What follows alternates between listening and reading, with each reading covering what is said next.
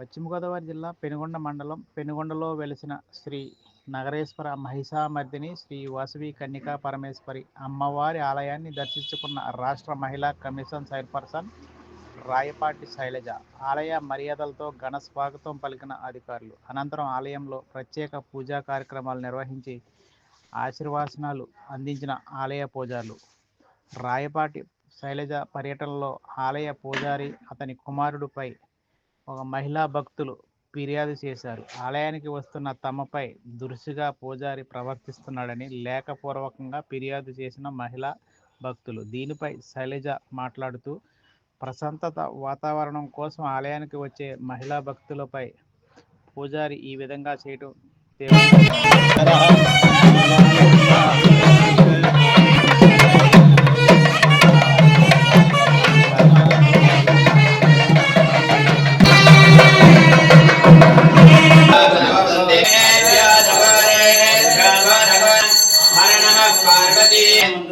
राजाधिराजाय ओम सद्यो जातं प्रवद्यामि सद्यो जाताय वै नमो नमः भवे भवेनादि भवे भवश्ववान् भगवत्सरागतवत्सरान्यधासरन्नास्ते पुत्रं కలిగినటువంటి వైద్యో నారాయణో హరిః హిరణ్యగర్భాదురాదురణ క్రీడమాండి విరాజ సమతో శబదత్పాదన మహాదేవ ఇది కావబెట్టు హరి దేవహి తన్నో దుర్గే ప్రచోదయాత్ बुद्धिद्वारां ज्ञाति बुद्धिद्वारां परिपूर्णकाक्षदादिद्रस्मन्तो वैनं प्रणयते ब्राह्मणारशयवद्धवैनं देवता विरुद्धरते यावदेर्वय देवतास्तात् सप्रोदि सर्वं जयति सदं शतमनं तं भवति शतवर्धमानयत्यविनगमो भवति शतमिति शतम् వైశాఖానికి కూడా వాళ్ళ వాతావరణ వర్క్స్ కంపెనీ నుంచి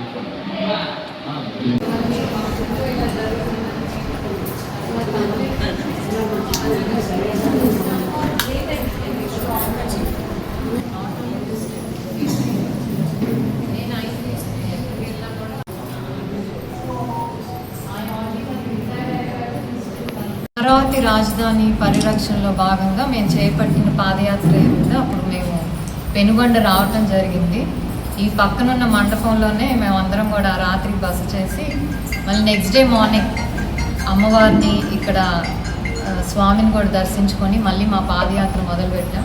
అప్పుడు పాదయాత్ర సక్సెస్ అవటానికి మాకు ప్రజల దీవెనలు అలాగే స్వామివారు దేవదేవతలు అందరి దీవెనలు ఉన్నాయి కాబట్టే సక్సెస్ఫుల్గా కంప్లీట్ చేసుకొని ఈరోజు మళ్ళీ రాజధానిని రక్షించుకోగలిగాము. సో ఆ భాగంగా మళ్ళీ ఈ గుడికి రావటం జరిగింది, దర్శించున్నాం. కానీ గుడికి వచ్చాక అంటే కొన్ని విషయాలు ఇక్కడ ఆడవాళ్ళు పడుతున్న బాధలు కానీ ఇవన్నీ కూడా తెలిసినాయి. ఎందుకంటే మనం గుడికి ఎందుకు వెళ్తామండి? మనసు ప్రశాంతంగా ఉండాలి, లేకపోతే మనకి ఏమైనా చిన్న కోరికలు ఉన్నా కానీ లేకపోతే కష్టాలు ఉన్నా కానీ ఇక్కడికి ఒక పీస్ఫుల్ ఒక పవిత్రమైన వాతావరణం ఉంటుందని కూడా మనం అందరం వస్తాం. అలాంటిది గుడికి వస్తే నాకు ప్రశాంతత లేదు, నన్ను దూషిస్తున్నారు, లేకపోతే విసుగ్గా మాట్లాడుతున్నారు, లేకపోతే ఒక రకంగా చూస్తున్నారంటే మనం ఎవరం కూడా తట్టుకోలేం. ఎందుకంటే కొన్ని బాధలు దేవుడికే చెప్పుకుంటాం. ఆ దేవుడికి మనకి మధ్యలో ఉన్నది పూజారి గారు స్వచ్ఛంగా ఒక స్వచ్ఛమైన హృదయంతో ఒక పవిత్రమైన ఆలోచనతో ఉంటేనే మన బాధలు కానీ కోరికలు కానీ దేవుడికి చెప్పుకోగలం. అదే పూజారి మనల్ని అంటే ఒక శపించేటట్టు మాట్లాడటం కానివ్వండి, లేకపోతే విసుక్కునేటట్టు మాట్లాడటం, అంటే ఎందుకు వచ్చావురా ఇక్కడికి అనే ఒక ఇదిలో ఉంటే కనుక గుడికి వచ్చిన వాళ్ళకి హ్యాపీగా ఉండరు, వాళ్ళ సమస్య చెప్పుకోవడానికి అది అలానే ఉండిపోతుంది. సో దీనికి పరిష్కారం ఏంటి? ఎప్పుడైనా మానవ మాత్రలు చేయలేనిది కొన్ని దేవుళ్ళు ఉంటారు, మనకంటే ఒక పెద్ద సుప్రీం పవర్ ఉంది. అలా నమ్మితేనే మన ఒక దేశంగా కూడా మన ఏదైతే మన సనాతన ధర్మం అంటారో అది కాపాడగలుగుతాం. ఎందుకంటే ఒక దేవుడు ఉన్నారు మనందరికీ అండగా అని సనాతన ధర్మాన్ని కాపాడుకోవాల్సిన బాధ్యత మన అందరి మీద ఉంది. సో దాంట్లో భాగంగా ఇలా గుడికి వచ్చినప్పుడు ఆడవాళ్ళకి ఎదురయ్యే ఇబ్బందులు ఏమైనా ఉంటే ఈరోజు చాలామంది వచ్చి కలిసి చెప్పడం జరిగింది. ఏంటంటే ఇక్కడైతే ఎవరి వల్ల ఇబ్బందులు జరుగుతున్నాయో, అంటే ఎంప్లాయీ కూడా కాదు, వాళ్ళ నాన్నగారికి హెల్ప్ చేయడానికి వచ్చి ఇలా ఆడవాళ్ళని ఇబ్బంది పెట్టడం మాటలతో అనేది చాలా తప్పు. ఎందుకంటే అమ్మవారుగా వాసవి మాత పుట్టిల్లు మనందరికీ తెలుసు పెనుగొండ అనేది. ఆ కూడా ఒక ఆది పరాశక్తి అవతారం. ఆమె వెలసింది ఎందుకు?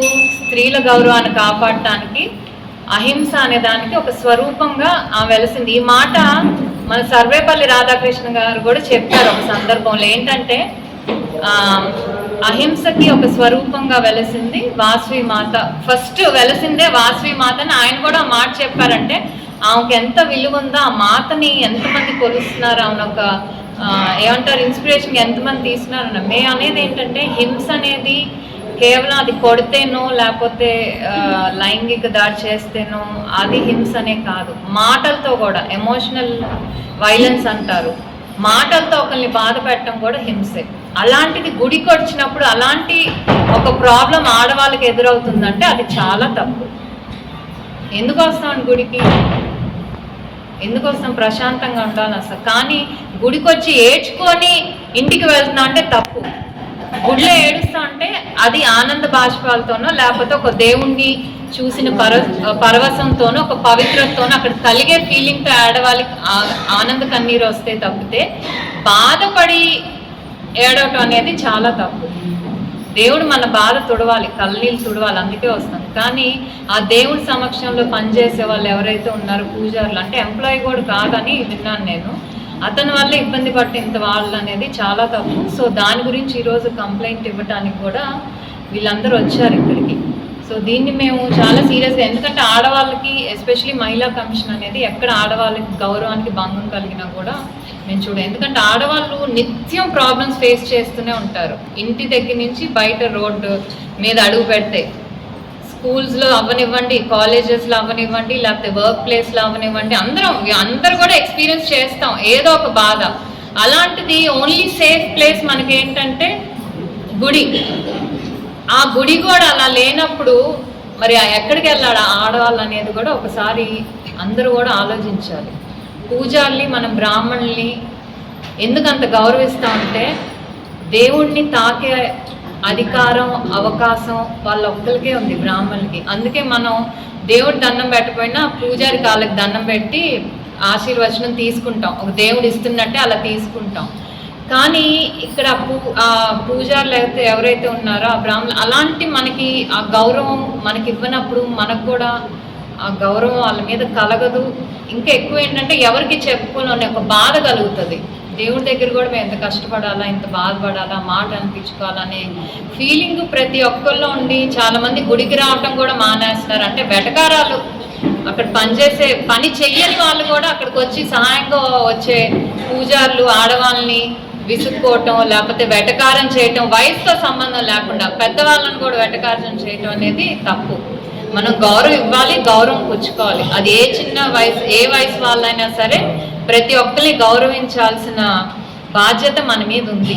భారతదేశంలో మన అలాంటి కల్చర్ ఉంది. మరి గుళ్ళో ఉండే పూజారులకి అలాంటి ఇది లేనప్పుడు అది చాలా కష్టం. సో ఏదైతే ఈ పద్ధతి ఉందో ఇది మాత్రం ఇక్కడ మానుకోవాలి. ఆల్రెడీ ఈఓ గారికి కూడా కంప్లైంట్ ఇచ్చినట్టున్నారు గత వారం. ఎవరైతే ఇక్కడ అతన్ని రావటం ఆపటం అనేది జరిగింది.